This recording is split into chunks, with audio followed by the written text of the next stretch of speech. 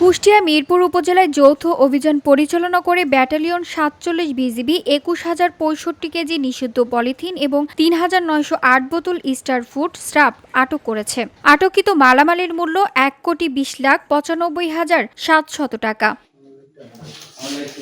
Lieutenant colonel Mohammad মাহবুব মোর্শেদ বলেন, PSC অধিনায়ক Kushtia battalion ৪৭ BGB এর দিক নির্দেশনায় কুষ্টিয়া জেলার মিরপুর উপজেলাধীন গুড়গুড়ি বাজারে ৩টি গোডাউনের উপজেলা নির্বাহী অফিসার নাজমুল ইসলাম ও জেলা পরিবেশ অধিদপ্তরের সহকারী পরিচালক মোহাম্মদ জাকিরুল ইসলামের নেতৃত্বে কুষ্টিয়া ব্যাটালিয়ন ৪৭ বিজিবি এর উপস্থিতিতে যৌথ অভিযান পরিচালনা করে ২১,০৬৫ কেজি অবৈধ নিষিদ্ধ পলিথিন এবং ৩,৯০৮ বোতল স্টার ফ্রুট স্রাব জব্দ করা হয়।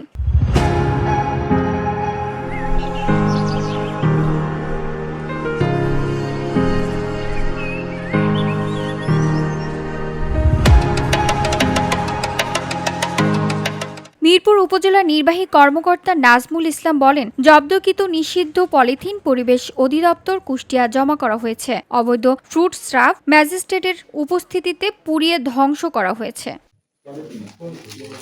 কুষ্টিয়া ৪৭ বিজিবির অধিনায়ক লেফটেন্যান্ট কর্নেল মোহাম্মদ মাহবুব মোর্শেদ রহমান বিষয়টি নিশ্চিত করে বলেন, কুষ্টিয়া ব্যাটালিয়ন ৪৭ বিজিবি সীমান্ত নিরাপত্তা নিশ্চিত করতে এবং মাদক পাচার সহ সব ধরনের অবৈধ কার্যক্রম প্রতিরোধে কঠোর অবস্থানে রয়েছে।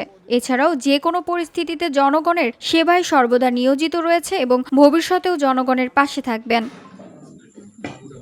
VOD Bangla news desk.